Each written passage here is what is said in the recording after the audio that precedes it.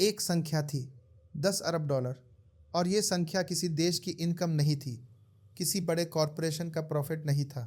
यह एक खेल की बात थी, 7 हफ्ते का खेल, साल में एक बार, और इसकी कीमत $10 अरब से भी ऊपर। रुकिए, यहाँ से शुरू नहीं करते। यहाँ तक पहुँचने के लिए हमें बहुत पीछे जाना होगा। उस वक्त तक जब यह सब था ही नहीं, जब भारत में क्रिकेट सिर्फ एक खेल था, एक पवित्र खेल जिसे लोग सांस रोक कर देखते थे। यही कहानी है आईपीएल की कहानी। पहले समझते हैं कि आईपीएल से पहले का भारत कैसा था। 90 के दशक में भारत में क्रिकेट देखना एक अलग एक्सपीरियंस था। टेलीविज़न था, लेकिन हर घर में नहीं, दूरदर्शन था, सरकारी चैनल। और जब इंडिया का मैच होता था तो मोहल्ले के उस घर के बाहर भीड़ लग जाती थी जिसके पास टीवी था। लोग काम छोड़ देते थे, दुकानें बंद हो जाती थी, और जब सचिन तेंदुलकर बैटिंग करते थे तो ऐसा लगता था जैसे पूरा देश एक सांस ले रहा हो। उस वक्त क्रिकेट मतलब टेस्ट क्रिकेट था, 5 दिन का, धीमा, गहरा। फिर वनडे इंटरनेशनल्स आए, 1983 का वर्ल्ड कप आया, कपिल देव ने वो ट्रॉफी उठाई और एक पूरी पीढ़ी बदल गई। क्रिकेट अब रिलीजन नहीं था, क्रिकेट एक ऐसा रिलीजन था जिसमें करोड़ों लोग थे, और इस रिलीजन को कंट्रोल करने वाली एक संस्था थी, BCCI, board of control for cricket in India.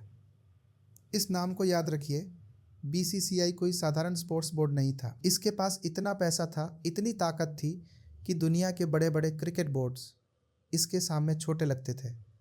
ICC में भी बीसीसीआई की आवाज़ सबसे भारी थी। क्यों? क्योंकि क्रिकेट की दुनिया में सबसे ज़्यादा दर्शक भारत में थे, और जहां दर्शक हैं वहां एडवर्टाइज़र्स हैं, और जहां एडवर्टाइज़र्स हैं वहां पैसा है। बीसीसीआई ने यह बहुत पहले समझ लिया था। 2000 के दशक की शुरुआत तक बीसीसीआई एक ऐसी संस्था बन चुकी थी जो भारत का क्रिकेट ही नहीं, इंटरनेशनल क्रिकेट के फैसलों पर भी अपनी छाया डालती थी। लेकिन एक प्रॉब्लम थी, एक बड़ी प्रॉब्लम। 2007 में एक बिजनेसमैन ने बीसीसीआई के बाहर जाकर एक क्रिकेट लीग बनाने की कोशिश की। उनका नाम था सुभाष चंद्र, जी एंटरटेनमेंट के फाउंडर। उन्होंने बनाई CL, Indian cricket league, BCCI के बिना परमिशन के। बीसीसीआई को यह बिल्कुल मंजूर नहीं था। बीसीसीआई ने आईसीएल को रेबल लीग घोषित कर दिया। जो भी खिलाड़ी उसमें खेला उस पर बैन लगा दिया। साफ मैसेज था, हमारी परमिशन के बिना कुछ नहीं होगा। ये एक ताकत का प्रदर्शन था। और इसी वक्त कुछ और भी हो रहा था। 2007 में आईसीसी ने पहला T20 वर्ल्ड कप अनाउंस किया, साउथ अफ्रीका में। भारत उसमें गया, एमएस धोनी की कैप्टेंसी में, और भारत जीत गया। फाइनल में पाकिस्तान को हराया। उस रात पूरा भारत जाग रहा था, और उस जीत ने एक चीज़ प्रूव कर दी, T20 क्रिकेट काम करता है। 3 घंटे में एक पूरी कहानी, जीत हार ड्रामा सब कुछ। और ये देखकर एक आदमी के दिमाग में एक आइडिया और पक्का हो गया। उस आदमी का नाम था ललित कुमार मोदी, बीसीसीआई के vice president, Rajasthan cricket association के चेयरमैन। ललित मोदी अमेरिका गए थे। उन्होंने एनबीए देखी थी, एनएफएल देखी थी। उन्होंने देखा था कि कैसे एक सिटी बेस्ड फ्रेंचाइज मॉडल पूरे देश को एक खेल से जोड़ देता है। हर शहर की अपनी टीम, हर टीम का अपना फैन बेस। उन्होंने सोचा यही भारत में करना है, क्रिकेट के साथ, T20 फॉर्मेट के साथ। 2007 के अंत में बीसीसीआई ने ऑफिशियली इंडियन प्रीमियर लीग की घोषणा की। ललित मोदी उसके चेयरमैन और कमिश्नर थे। और जो हुआ उसके बाद वो इस देश के खेल के इतिहास में पहले कभी नहीं हुआ था। जनवरी 2008, फ्रेंचाइज नीलामी, 8 शहर, 8 टीम्स, और इन्हें खरीदने के लिए देश के सबसे बड़े बिजनेसमैन और फिल्म स्टार्स आए। मुंबई इंडियंस, मुकेश अंबानी की रिलायंस इंडस्ट्रीज ने खरीदी, $1.9 मिलियन में। Chennai super Kings, India cements के एन श्रीनिवासन ने। रॉयल चैलेंजर्स बेंगलोर, विजय माल्या ने, $111.6 मिलियन में। कोलकाता नाइट राइडर्स, शाहरुख खान ने, $5.09 मिलियन में। दिल्ली डेयरडेविल्स, जीएमआर ग्रुप ने। किंग्स 11 पंजाब, प्रीति जिंटा और पार्टनर्स ने। राजस्थान रॉयल्स, एमर्जिंग मीडिया ने। Deccan chargers, Deccan Chronicle holdings ने। ये सिर्फ फ्रेंचाइज नीलामी नहीं थी, ये एक संकेत था। इस देश के सबसे अमीर लोग, सबसे बड़े फिल्म स्टार्स, सब एक जगह, एक खेल खरीदने के लिए, अरबों रुपए लगाने के लिए। क्रिकेट अब सिर्फ खेल नहीं था, यह एक एसेट बन गया था। फिर आया प्लेयर ऑक्शन, खिलाड़ी बिक रहे थे नीलामी में, और MS Dhoni T20 world cup के हीरो के लिए चेन्नई सुपर किंग्स ने $1.5 मिलियन दिए। उस वक्त यह रिकॉर्ड था। सचिन तेंदुलकर को मुंबई इंडियंस ने रिटेन किया, सौरव गांगुली KKR गए, Andrew Flintoff, Brett Lee, Matthew Hayden, दुनिया के बड़े प्लेयर्स सब इस लीग में आए। एक ऐसी दुनिया बन रही थी जहां एक इंडियन क्रिकेटर हफ्तों में उतना कमा सकता था जितना उसने पूरे करियर में नहीं कमाया था। सीज़न 1 शुरू हुआ 28 अप्रैल 2000 को बैंगलोर में। RCB बनाम KKR। स्टेडियम भरा था, कैमरास थे, चीयरलीडर्स थी, बॉलीवुड था, और एक नई चीज़ थी जो भारत ने पहले नहीं देखी थी। इंडियन प्लेयर्स और विदेशी प्लेयर्स एक ही टीम में। सचिन तेंदुलकर और सानाथ जयसूर्या एक ही जर्सी में। शेन वॉर्न जो हमेशा इंडिया के खिलाफ खेलते थे, अब राजस्थान रॉयल्स की तरफ से। और उस पहले सीजन में कुछ ऐसा हुआ जो किसी ने प्रेडिक्ट नहीं किया था। राजस्थान रॉयल्स जीत गई, सबसे कम कीमत की फ्रेंचाइज, कोई बिग स्टार नहीं, शेन वॉर्न कैप्टन, और उन्होंने वो ट्रॉफी उठाई। यूसुफ पठान, सोहेल तानवीर, शेन वॉटसन, रविंद्र जडेजा, ये नाम उस वक्त उतने बड़े नहीं थे। IPL ने उन्हें बनाया। यही IL का सबसे बड़ा गिफ्ट था पहले साल में। ये सिर्फ बड़े स्टार्स का खेल नहीं था, एक अनजान खिलाड़ी रातों रात जाना जाने लगता था। पहला सीजन खत्म हुआ और एक बात साफ थी, ये एक्सपेरिमेंट काम कर गया। सोनी एंटरटेनमेंट टेलीविज़न ने IL की ब्रॉडकास्टिंग राइट्स खरीदी थी 918 करोड़ रुपए में 10 साल के लिए। DLF टाइटल स्पॉन्सर 200 करोड़ रुपए में 5 साल के लिए। और ये सिर्फ शुरुआत थी। 2009 में कुछ ऐसा हुआ जो इस लीग के कॉन्फिडेंस का सबसे बड़ा प्रमाण था। भारत में जनरल इलेक्शंस थे, सिक्योरिटी की प्रॉब्लम थी, तो ललित मोदी ने एक डिसीजन किया, पूरी IL साउथ अफ्रीका में शिफ्ट कर दी। पूरी 58 मैच दूसरे देश में, और वो सीज़न हुआ।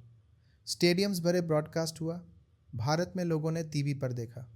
IPL इतनी बड़ी हो चुकी थी कि एक देश से निकलकर दूसरे देश में गई, और फिर भी चली। लेकिन इसी के साथ एक और कहानी शुरू हो रही थी। पर्दे के पीछे ललित मोदी की ताकत बढ़ रही थी, और जिनकी ताकत बढ़ती है उनके दुश्मन भी बढ़ते हैं। 2010 में BCCI ने ललित मोदी को सस्पेंड कर दिया। फाइनेंशियल इरेगुलरिटीज के आरोप, फ्रेंचाइज ओनरशिप में गड़बड़ी के आरोप। ललित मोदी लंदन चले गए। वो आदमी जिसने IL बनाई वो उस लीग में नहीं था, लेकिन EL चलती रही बिना रुके। यह एक बड़ी बात थी। IPL इतनी बड़ी हो चुकी थी कि इसे बनाने वाले को भी हटाया जा सकता था, और ये लीग फिर भी आगे बढ़ती रही। 2011 में 2 नई टीम्स आई। 2012 में डेक्कन चार्जर्स की जगह सनराइजर्स हैदराबाद आई, और फिर 2013 आया। 2013 ये साल EL की कहानी का एक ऐसा अध्याय है जिसे लोग आज भी नहीं भूले। Spot fixing. मई 2013 में दिल्ली पुलिस ने 3 राजस्थान रॉयल्स प्लेयर्स को अरेस्ट किया। श्रीशांत, अंकित चौहान, अजीत चंदिला। आरोप था स्पॉट फिक्सिंग। मैच के सर्टेन मोमेंट्स फिक्स थे, एक स्पेसिफिक ओवर में जानबूझकर रन्स दिए गए और इसके लिए पैसे लिए गए। बुकीज थे, मुंबई अंडरवर्ल्ड से कनेक्शन था। ये खबर जब आई तो कुछ पल के लिए जैसे सब रुक गया, क्योंकि ये सिर्फ एक खिलाड़ी की बात नहीं थी, ये उस पूरे खेल पर सवाल था जिसे लाखों लोग देखते थे। BCCI ने श्रीशांत और बाकी प्लेयर्स पर लाइफ टाइम बैन लगा दिया। श्रीशांत का करियर खत्म हो गया, लेकिन ये कहानी यहाँ खत्म नहीं हुई। उसी साल गुरुनाथ मेय्याप्पन, जो चेन्नई सुपर किंग्स के टीम प्रिंसिपल थे और N श्रीनिवासन के दामाद थे, उन पर आरोप लगे कि उन्होंने बुकीज से टीम की इनसाइड इंफॉर्मेशन शेयर की। और राजस्थान रॉयल्स के को ओनर राज कुंद्रा पर भी बैटिंग के आरोप। यह अब सिर्फ प्लेयर्स की बात नहीं थी, फ्रेंचाइज ओनर्स तक बात पहुंच गई थी। सुप्रीम कोर्ट ने दखल दिया, इन्वेस्टिगेशन हुई और सुप्रीम कोर्ट के ऑर्डर पर चेन्नई सुपर किंग्स और राजस्थान रॉयल्स दोनों को 2 साल के लिए सस्पेंड किया गया। 2016 और 2017 में ये दोनों टीम्स आईपीएल में नहीं थी। दो सबसे पॉपुलर टीम्स 2 साल के लिए गायब, लेकिन आईपीएल रुकी नहीं। राइजिंग पुणे सुपर जायंट और गुजरात लायंस ने उन 2 ईयर्स में उनकी जगह ली। MS Dhoni rising Pune super giant गए, विराट कोहली आरसीबी के साथ रहे और 2016 में विराट कोहली ने आईपीएल में कुछ ऐसा किया जो आज भी रिकॉर्ड है। एक सीज़न में 973 रन्स। एक सीज़न में यह एक ऐसी परफॉर्मेंस थी जो रिकॉर्ड्स की किताब में हमेशा के लिए लिख गई। 2018 में सीएसके और राजस्थान रॉयल्स वापस आए और सीएसके ने वापसी का जवाब ट्रॉफी से दिया।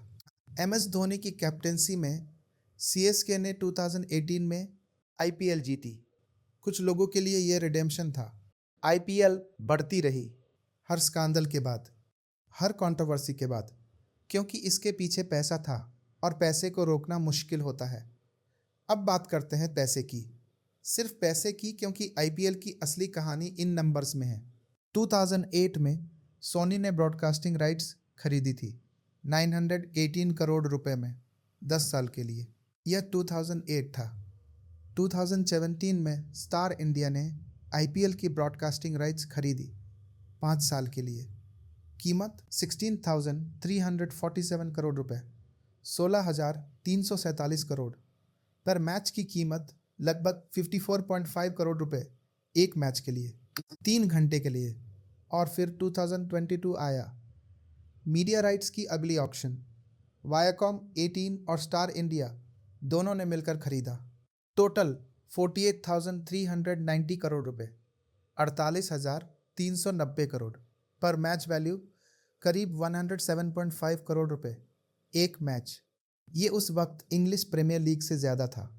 ईपीएल जो दुनिया की सबसे बड़ी फुटबॉल लीग मानी जाती है, एनएफएल को छोड़ दे तो आईपीएल पर मैच राइट्स वैल्यू में दुनिया में दूसरे नंबर पर था। एक देश की एक डोमेस्टिक लीग फ्रेंचाइज वैल्यूएशन की बात करें तो 2008 में मुंबई इंडियंस 111.9 मिलियन डॉलर्स में खरीदी गई थी। 2023 में उसकी एस्टिमेटेड वैल्यूएशन लगभग 1.3 बिलियन डॉलर्स, 10 गुना से भी ज़्यादा एक दशक में। केपीएमजी की रिपोर्ट के अनुसार 2023 में आईपीएल की ओवरऑल ब्रांड वैल्यू थी 10.9 बिलियन डॉलर्स। वही संख्या जिससे हमने शुरुआत की थी। 2022 में 2 नई टीम्स आई, लखनऊ सुपर जायंट्स 7,090 करोड़ रुपए में, गुजरात टाइटंस 5,625 करोड़ रुपए में। 2008 में एक फ्रेंचाइज 400 to 500 करोड़ में मिलती थी। 2022 में एक फ्रेंचाइज 7,000 करोड़ से ज़्यादा में बिकी। यह मल्टीप्लिकेशन नंबर्स के बारे में नहीं है, यह विश्वास के बारे में है। स्पॉन्सरशिप की बात करें तो 2008 में डीएलएफ टाइटल स्पॉन्सर था 40 करोड़ प्रति साल। 2023 में टाटा ग्रुप ने टाइटल स्पॉन्सरशिप ली 3035 करोड़ रुपए प्रति साल। 2023 में आईपीएल के 44 ऑफिशियल स्पॉन्सर्स थे। यह एक स्पोर्ट्स लीग नहीं है, यह एक मार्केटिंग प्लेटफॉर्म है। जिस ब्रांड को इंडिया के हर कॉर्नर तक पहुंचना हो, आईपीएल उसका सबसे इफेक्टिव माध्यम है। अब प्लेयर्स की बात। आईपीएल ने जो किया खिलाड़ियों के साथ, वो इस देश के खेल का सबसे बड़ा सोशल ट्रांसफॉर्मेशन है। पहले एक इंडियन क्रिकेटर अगर इंटरनेशनल लेवल पर नहीं पहुंचा तो उसकी अर्निंग बहुत सीमित थी। डोमेस्टिक क्रिकेट था, रणजी ट्रॉफी था, लेकिन बड़ा पैसा नहीं था। आईपीएल आई और ये बदल गया। 2008 में एमएस धोनी 1.5 मिलियन डॉलर्स में बिके, रिकॉर्ड था। 2022 में ईशान किशन 15.25 करोड़ रुपए में। 2023 में शाम करन 18.5 करोड़ रुपए में एक सीज़न के लिए। लेकिन पैसे से भी बड़ी चीज़ थी विजिबिलिटी। जसप्रीत बुमराह गुजरात से मुंबई इंडियंस ने देखा आज दुनिया के सबसे खतरनाक फास्ट बॉलर्स में से एक है। हार्दिक पांड्या बड़ौदा से ईपीएल में एनर्जी दिखाई, इंडियन टीम में जगह मिली। रिंकू सिंह यूपी के अलीगढ़ से, एक ऐसे फैमिली से जहां पैसे नहीं थे, क्रिकेट खेला और 2023 में केकेआर के साथ एक मैच में इम्पॉसिबल स्कोर को 5 बॉल्स में 5 सेसेस से चेस किया। एक रात में पूरे देश ने उनका नाम जाना। यही आईपीएल है। यह इतिहास बन सकता है। एक रात में आईपीएल एक स्टेज है, लेकिन यह स्टेज प्रेशर के साथ आता है, टेम्पटेशन के साथ आता है, और जो उस टेम्पटेशन में गिरे उनके लिए कोई वापसी नहीं थी। 2020 में कोविड-19 आया, पूरी दुनिया रुक गई, आईपीएल भी रुकी। लेकिन कुछ महीनों बाद यूएई में हुई, empty stadiums, restricted travel, know crowd, फिर भी आईपीएल हुई और टेलीविज़न पर रिकॉर्ड व्यूअरशिप था, क्योंकि पूरी दुनिया घर में बंद थी, एंटरटेनमेंट के ऑप्शंस नहीं थे, आईपीएल चल रही थी और लोगों ने देखा। ये बताता है कि आईएल की वैल्यू उसके स्टेडियम्स में नहीं है, उसकी वैल्यू उसके कंटेंट में है, उस ड्रामा में है। 2022 में गुजरात टाइटंस ने अपने पहले ही सीज़न में आईपीएल जीत ली। हार्दिक पांड्या कैप्टन थे। पहले सीज़न में ट्रॉफी राजस्थान रॉयल्स ने 2008 में यही किया था। ईपीएल कहती है कोई भी जीत सकता है और लोग यही सुनने आते हैं।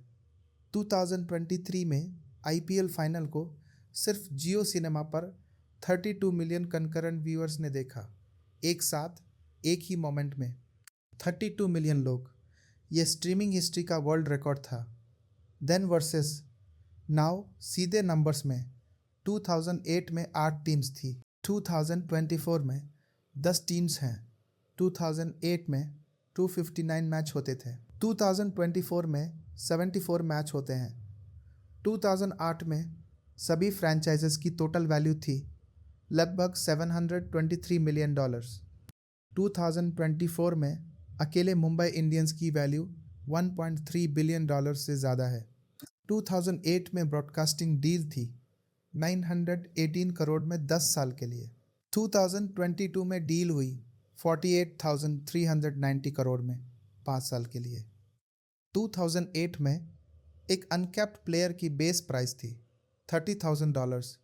2024 में कुछ अनकैप्ड प्ले टू ₹3 करोड़ रुपए में जाते हैं। 2008 में विदेशी प्लेयर्स आईएल को एक नॉवल एक्सपीरियंस की तरह देखते थे। 2024 में इंग्लैंड के क्रिकेटर्स के लिए ईसीबी ने स्पेशल रूल्स बनाए हैं जिससे वो आईपीएल में पार्टिसिपेट कर सके। दुनिया आईपीएल के लिए अपने रूल्स बदल रही है। ये बात एक बार फिर कहनी होगी, दुनिया आईपीएल के लिए अपने रूल्स बदल रही है। ईएल ने दुनिया को इंस्पायर किया। ऑस्ट्रेलिया में बीबीएल आई, वेस्ट इंडीज़ में सीपीएल आई, पाकिस्तान में पीएसएल आई, साउथ अफ्रीका में SA2 आई, यूएई में ILT20 आई। हर league city based franchise, T20 format, entertainment value, ये सब आईपीएल का प्रभाव है और इन सब लीग्स में आईपीएल सबसे बड़ी है। डेलॉयट ने एक रिपोर्ट में कहा कि आईपीएल का कंट्रीब्यूशन टू इंडियन जीडीपी 2019 में लगभग $11.5 बिलियन था। Hotels, transport, advertising, media, food, एक पूरा इकोसिस्टम जो आईपीएल के 2 महीनों में चलता है। Camera operators, security guards, groundsman, food vendors, cheer leaders, ticket sellers, social media managers, fantasy cricket analyst. IPL ने एक पूरी नई जॉब मार्केट बनाई। 2023 में विमेंस प्रीमियर लीग लॉन्च हुई और उसकी मीडिया राइट्स, सिर्फ राइट्स की एक सिंगल मैच खेले बिना 951 करोड़ रुपए। वुमेन्स क्रिकेट की इकोनॉमिक्स बदल गई। आईपीएल मॉडल ने ये किया। इस लीग में पैसा लगाने वाले इसे एक बिजनेस की तरह ट्रीट करते हैं और वो गलत नहीं है, क्योंकि आईपीएल एक बिजनेस है, एक बड़ा कॉम्प्लिकेटेड, ग्लैमरस, कंट्रोवर्शियल और डीपली पावरफुल बिजनेस। लेकिन ये सिर्फ बिजनेस नहीं है, ये उन लाखों बच्चों के लिए एक सपना भी है जो छोटे छोटे शहरों में क्रिकेट खेलते हैं और सोचते हैं एक दिन आईपीएल में जाऊंगा, और उनमें से कुछ चाहते भी हैं। अब वो एंडिंग जिससे हमने शुरुआत की थी, वो संख्या $10.9 बिलियन। यह एक स्पोर्ट्स लीग की ब्रांड वैल्यू है। एक ऐसी लीग जो 2008 में एक एक्सपेरिमेंट थी जिसे बहुत से लोगों ने सीरियसली नहीं लिया, जिस पर करप्शन के आरोप लगे, जिसके आर्किटेक्ट को देश छोड़ना पड़ा, जो स्कैंडल्स में डूबी, जिसकी सबसे पॉपुलर टीम्स सस्पेंड हुई। वो लीग आज दुनिया की सबसे पावरफुल डोमेस्टिक स्पोर्ट्स लीग्स में से एक है। ये किसी एक इंसान की जीत नहीं है, ये उन करोड़ों लोगों की शक्ति है जिन्होंने इसे देखा, इसे जिया, इसे अपना बनाया। क्योंकि कोई भी लीग तब तक कुछ नहीं होती जब तक लोग उसे नहीं देखते। भारत ने आईएल को देखा, हर साल, हर सीज़न में, चाहे स्कैंडल हो, चाहे पैंडेमिक हो, चाहे मैच यूएई में हो या साउथ अफ्रीका में, लोग देखते रहे। और उस देखने में, उस हर शाम के उस अटेंशन में, इस लीग की असली ताकत है। वो ताकत जो किसी बॉर्डरूम में नहीं बनती, वो ताकत जो करोड़ों स्क्रीन्स पर हर शाम उस एक मोमेंट में बनती है, जब एक बॉलर रनअप लेता है और एक बैट्समैन तैयार खड़ा होता है और पूरा देश सांस रोक कर देखता है। वो एक पल, वही आईपीएल है। और वो पल अभी ख़त्म नहीं हुआ।